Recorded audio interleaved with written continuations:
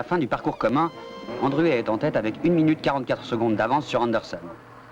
La véritable compétition se fait jour entre les pilotes français eux-mêmes. On leur a demandé de gagner, ils feront mieux encore en improvisant une véritable course dans la course.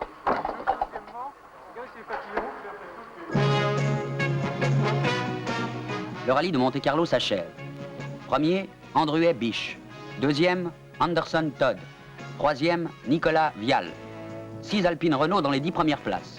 20 points au classement. Près de 4000 km de route, de pistes, dont 1200 km d'épreuves spéciales. On considère à juste titre que le vainqueur au Maroc est un champion du monde en puissance. Berniche le sait, et il remporte les 5 premières épreuves spéciales, dont 4 devant Terrier.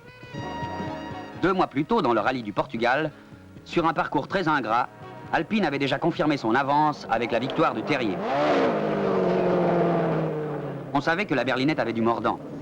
On allait découvrir ses qualités de résistance et la robustesse d'organes essentiels dont 90% sont dérivés des productions Renault de grande série.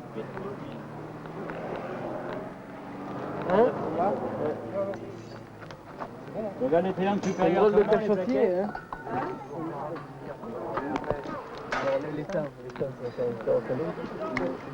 Dans cet enfer du Sud, la suspension, les freins, la boîte de vitesse, l'embrayage, le circuit de refroidissement, la direction des Renault 12 ou 16 qui équipaient les Alpines ont tenu.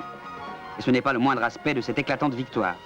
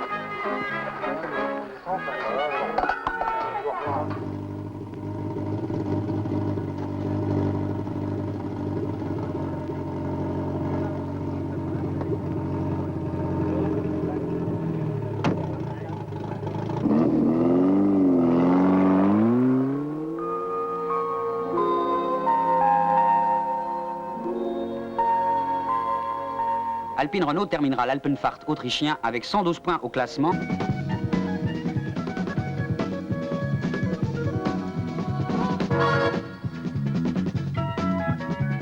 Le Tour de Corse allait prendre fin après 10 rallyes internationaux, 346 épreuves chronométrées et 29 621 km de course sur le triomphe des Alpines Renault. Nicolas Mahé se classait premier, Piot de Alexandris second, Terrier Calvart troisième.